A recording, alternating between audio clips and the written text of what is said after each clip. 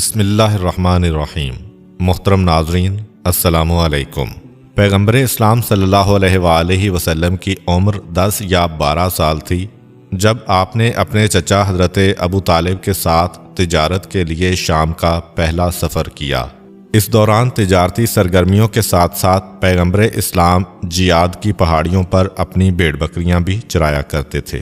کچھ ہی عرصہ گزرتا ہے کہ حضرت ابو طالب، جو اب تک رسول خدا کو تجارت کے لیے سفر میں اپنے ساتھ لے جاتے تھے، پیغمبر اسلام کو تجارت کی پوری ذمہ داریاں سپرد کرتے ہیں۔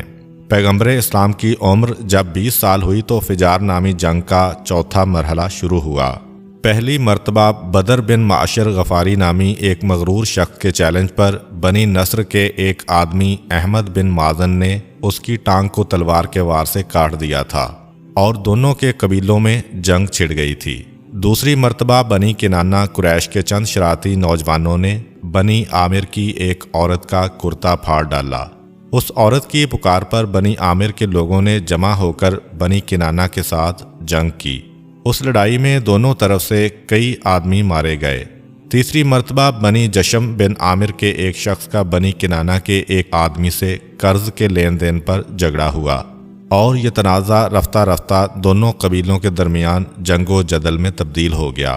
اس پر سبھی کا اتفاق ہے کہ جنگ فجار کے ان مرحلوں میں رسول خدا صلی اللہ علیہ وآلہ وسلم موجود نہیں تھے، اور جنگ فجار کا چوتھا مرحلہ اس طرح شروع ہوا کہ تجارت پیشہ قریش کے لیے حجاج و زائرین کی آمد ایک منافع بخش ذریعہ آمدن تھی۔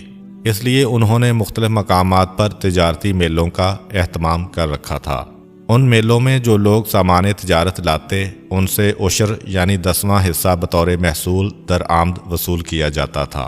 ان تجارتی میلوں کے فروغ کے لیے انہوں نے حرام مہینوں کا نظام رائج کر رکھا تھا، یعنی ان مہینوں میں راہزنی، ڈکیتی، لوٹ مار، انتقام جوئی اور قتل و غارت گری وغیرہ کو حرام قرار دیا گیا تھا۔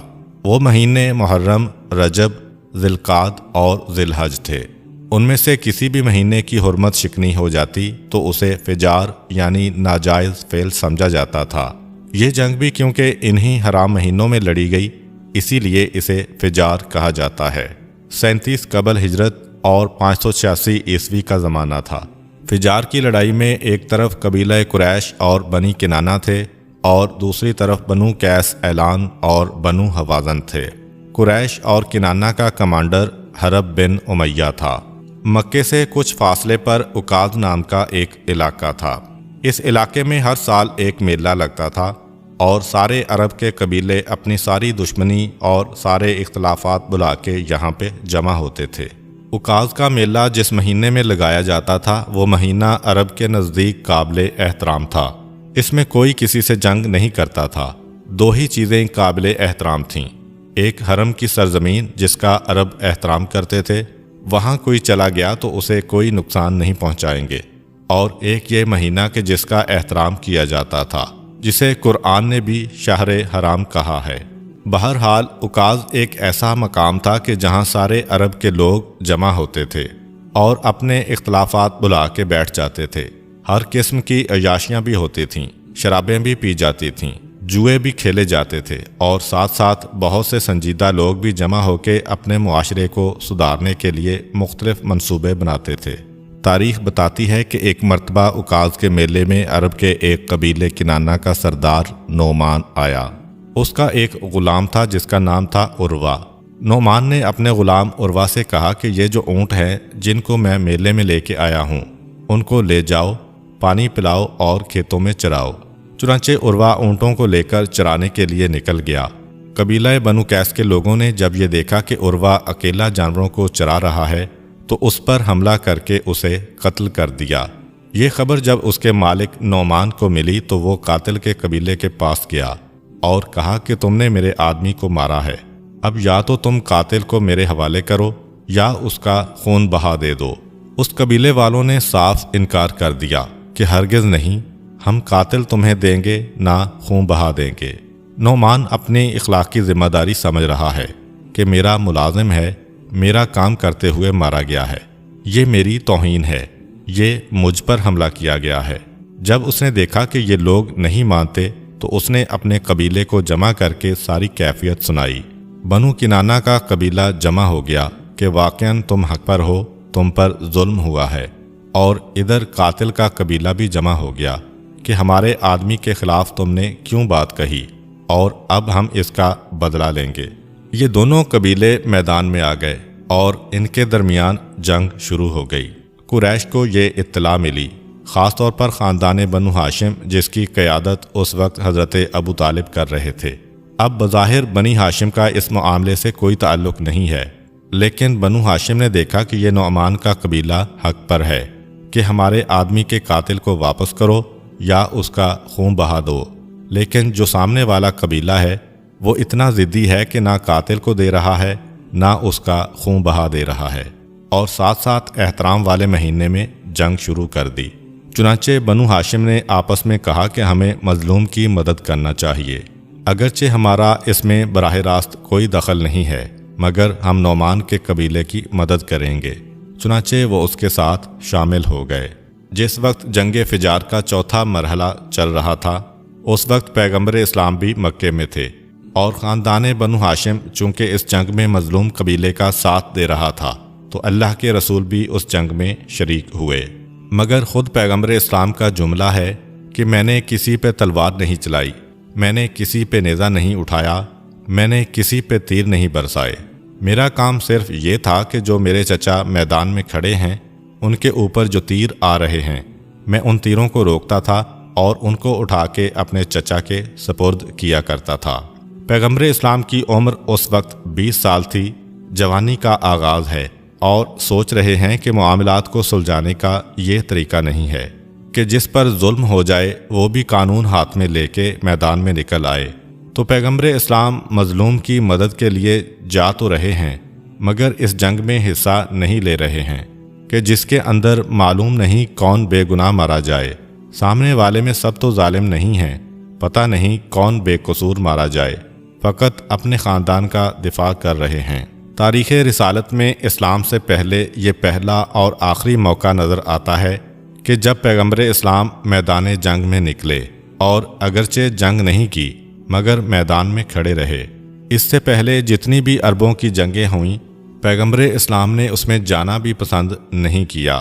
اب تاریخ کہتی ہے کہ آخر جب یہ جنگ چوتھی مرتبہ چل رہی تھی، پیغمبر اسلام نے اپنے چچاؤں کو مشورہ دیا، اور اس مشورے کے نتیجے میں پیغمبر اسلام کے جو سب سے بڑے چچا تھے، جو خاندان کے سردار تو نہیں تھے لیکن عمر میں سب سے بڑے تھے، جن کا نام جناب زبیر تھا، انہوں نے کہا کہ ہاں بات صحیح ہے، معاملہ بات چیت سے طے ہونا چاہیے، میدان میں نکلنے سے نہیں۔ پیغمبر اسلام کے مشورے سے ان کے چچا زبیر سامنے والے قبیلے کے پاس گئے اور کسی نہ کسی طریقے سے ایک مصالحت کروا دی، اور یہ جنگ اختتام کو پہنچی۔ یہ جنگ ختم ہوئی اور چند ہی دنوں کے بعد مکے میں ایک اور واقعہ پیش آ گیا۔ وہ واقعہ یہ تھا کہ یمن کے ایک قبیلے زبید کا ایک تاجر اپنا سامان لے کر بیچنے کے لیے مکہ میں آیا اور تجارت کرنے لگا۔ مکے کا ایک سردار جس کا نام آس تھا، اس نے بھی اس سے کچھ سامان لیا، مگر سامان لینے کے بعد پیسے دینے سے انکار کر دیا۔ اب یہ مکہ کا ایک سردار ہے اور وہ بیچارہ ایک اجنبی تاجر جو باہر سے آیا ہے، یہاں پر اسے کوئی جاننے والا بھی نہیں۔ وہ حرم کے آس پاس کے بڑے بڑے قبیلے بنی عبدالدار، بنی مخزوم، بنی جمع، بنی سہم اور بنی عدی بن کعب وغیرہ کے سرداروں کے پاس گیا اور کہا کہ میری مدد کرو، مگر کوئی بھی ایسا نہ تھا جو اس کی مدد کرنے کو تیار ہوتا کہ ہم اپنے مکے والے بھائی کو چھوڑ کر یمن سے آنے والے اجنبی کی مدد کیسے کریں۔ کوئی بھی ایسا نہیں تھا جو مظلوم کا ساتھ دے اور ظالم کے خلاف کم از کم جا کر اس سے بات کرنے کو تیار ہو، یعنی کوئی اس معاملے میں بڑھنے کو بھی تیار نہیں ہو رہا۔ جب اس نے دیکھا کہ بات کرنے کا کوئی فائدہ نہیں ہو رہا تو حرم کے بالکل سامنے ایک پہاڑی ہے جس کا نام ہے کوہ ابو قبیس۔ اس کی خصوصیت یہ تھی کہ جب کوئی آدمی ایسا اعلان کرنا چاہے جو سارے مکے کو سنانا چاہتا ہو تو اس وقت چونکہ ریڈیو، ٹیلی ویژن یا اخبارات تو تھے نہیں کہ جس کے ذریعے پیغام آگے پہنچایا جا سکتا ہو، اس وقت ایک ہی طریقہ تھا کہ کوہ ابو قبیس پر کھڑے ہو کر اعلان کیا جاتا تھا، تو لوگ دوڑ کر آ جاتے تھے کہ یہ کیا کہہ رہا ہے۔ حتیٰ کہ بعض روایات میں ہے کہ جب رسول خدا نے اعلان رسالت کیا تو اسی پہاڑی پر کھڑے ہو کر مکے والوں کو بلایا تھا۔ بہرحال اس یمنی تاجر نے اس پہاڑی پر کھڑے ہو کر پکارا، مکے والو میری مدد کے لیے آؤ۔ جس وقت اس نے پکارا تو لوگ دوڑ کے آئے، مگر وہ سارے آدمی کے جن کے پاس یہ پہلے جا چکا تھا وہ اس کی شکل دیکھ کے واپس چلے گئے۔ وہ سمجھ گئے کہ اس نے کیوں پکارا ہے۔ خاندان بنو ہاشم کے مکانات حرم سے دور تھے، اس لیے تاجر اب تک اس خاندان کے پاس نہیں گیا تھا۔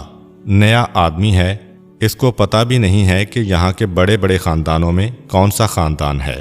خاندان بنی ہاشم کے لوگ قریب جا کے کھڑے ہو گئے۔ کیا بات ہے، تم نے کیوں پکارا؟ وہ بآواز بلند کہتا ہے کہ میں تمہارے شہر میں مہمان بن کے آیا، تاجر بن کے آیا، دیانتداری سے تجارت کر رہا ہوں اور میرا مال رکھ لیا گیا لیکن مجھے پیسے نہیں دیے جا رہے ہیں۔ پیغمبر اسلام کے سب سے بڑے چچا جناب زبیر نے جب یہ سنا تو اسے کہا کہ ہمارے درمیان آؤ اور ساری بات بتاؤ، اگر تم حق پر ہو تو ہم تمہاری مدد کریں گے۔ اس نے آ کے بات کی اور ثبوت دیے۔ جناب زبیر جو مکے کے انتہائی بزرگ افراد میں سے ایک ہیں، چنانچہ مکے والے احترام کرتے ہیں۔ 3-4 ساتھیوں کو لیا، آس کے پاس گئے اور زبردستی کر کے اس سے اس تاجر کا حق دلوایا، اور یہ تاجر دعائیں دیتا ہوا یمن چلا گیا۔ مگر جناب زبیر نے اپنے ساتھیوں سے کہا کہ ہمارے لیے کتنے شرم کی بات ہے کہ مکہ جیسا شہر کہ بت پرست بھی مانتے ہیں کہ یہ ہمارے بتوں کا مرکز ہے، یہاں پہ ہمارے سامنے ظلم ہو رہا ہے اور ہم کچھ نہیں کر سکتے کہ بیچارے مظلوم کو پہاڑوں پہ آ کے چیخنا پڑتا ہے۔ وہ بھی اس میں تو اتنی ہمت تھی، بہت سے لوگ چپ چاپ ظلم برداشت کر کے چلے جاتے ہوں گے۔ یہ ہمارے لیے کتنا شرم کا مقام ہے، ہم ظالموں میں شمار ہو جائیں گے، آؤ اس کا کوئی حل نکالتے ہیں۔ آپس میں بات ہوئی۔ حرم کے نزدیک عبداللہ بن جدعان تیمی کا گھر تھا۔ وہ بھی زمانہ جاہلیت میں دیندار تھے، یعنی خدا اور رسول کو تو نہیں مانتے تھے کیونکہ اس وقت اسلام کا اعلان نہیں ہوا تھا، لیکن ان میں کچھ اخلاقی خوبیاں تھیں۔ انہوں نے اپنا مکان پیش کیا۔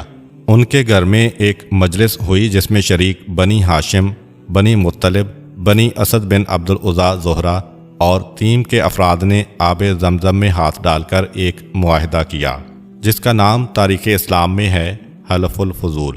انہوں نے ایک حلف اٹھایا کہ ہم سب آپس میں مل کے ایک انجمن بناتے ہیں۔ اس انجمن کا کام یہ ہوگا کہ ہم ہر ظالم سے مظلوم کا حق لے کے مظلوم تک پہنچائیں گے۔ یہ آپس میں طے کیا، قسم کھائی کہ ایک دوسرے کا ساتھ دیں گے، اور اس کے ساتھ ہی مکہ کی پہلی انجمن یا پہلی تنظیم کے جس نے کام شروع کیا وجود میں آئی۔ پیغمبر اسلام عمر کے لحاظ سے بزرگوں میں شامل نہیں تھے اور اعلان رسالت بھی ابھی نہیں کیا تھا، اس لیے خاندان بنی ہاشم سے ایک عام آدمی کی طرح آئے، اس معاہدے میں شریک ہوئے اور آپ نے بھی عہد کیا کہ ہاں میں اس کے ساتھ ہوں۔ اس معاہدے کا نام حلف الفضول کیوں پڑا، اس کے بارے میں 3 قول ہیں۔ پہلا قول یہ کہ جن لوگوں نے یہ معاہدہ کیا ان میں کئی آدمی ایسے تھے جن کا نام فضل تھا۔ فضل عربی میں ایک عام نام ہے، کئی فضل جمع ہو گئے اور فضل کی جمع فضول ہے، اس لیے اس کا نام فضول پڑ گیا۔ ذہن میں رہے کہ یہ اردو والا فضول نہیں ہے جس کے معنی ہوتے ہیں بیکار، یہ فضل کی جمع ہے۔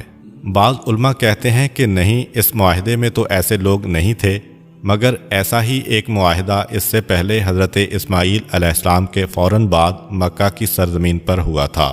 اس میں فضل نام کے آدمی زیادہ تھے تو لوگ اس کو فضول کہتے تھے۔ اس کو بھی یہی کہا جانے لگا تاکہ لوگوں کو یاد آ جائے کہ ہم اسی راستے پر چل رہے ہیں۔ اور بعض علماء کہتے ہیں کہ کیونکہ عربی میں فضول حق کو کہتے ہیں، کیونکہ یہ معاہدہ اس بات پر تھا کہ ہمیں مظلوم کا حق ظالم سے چھیننا ہے، اس لیے اس کا نام ہو گیا حلف الفضول۔ تاریخ کہتی ہے کہ پیغمبر اسلام نے 20 سال کی عمر میں اس معاہدے پر دستخط کیے۔ یہ معاہدہ کیوں ہوا؟